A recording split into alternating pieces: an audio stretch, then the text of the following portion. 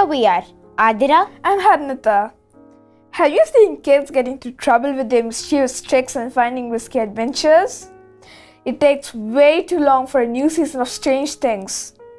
Then you got to check out The Adventures of Tom Sawyer by Mark Twain. This is a story about a boy named Tom Sawyer, an unruly boy who lives in St. Petersburg, America. He lives with his aunt, Polly, a strict woman who constantly worries about him and loves him even though he's a firebrand. Tom is crafty and sly.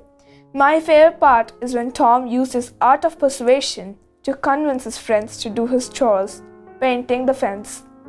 His close friend, Huckleberry, another rebellious boy like himself, is the partner in all of his adventures.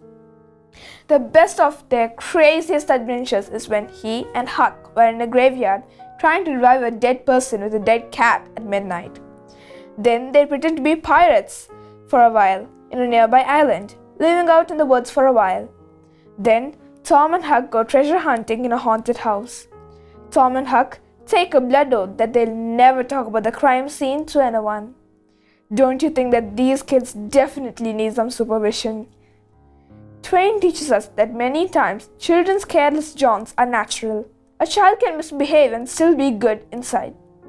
This book shows us that thoughtless actions have consequences. A simple action might spiral completely out of control. The adventurous rudiments are figured out ornately in this book with memorable imageries and the protagonist growing up. Voyage and transformation is very well portrayed. That's great, Harinata. I'm here to review the sequel of Tom Sawyer's adventure, The Adventures of Huckleberry Finn.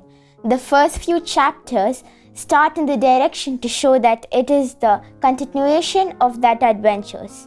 The characters that impress me the most in this novel are the titular character, Huck, and his new friend Jim.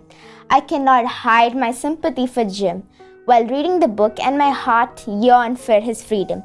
The aspect I love most about this book is how the adventures transform Huck from an immature, mischievous boy into a pragmatic person, helping Jim seek freedom.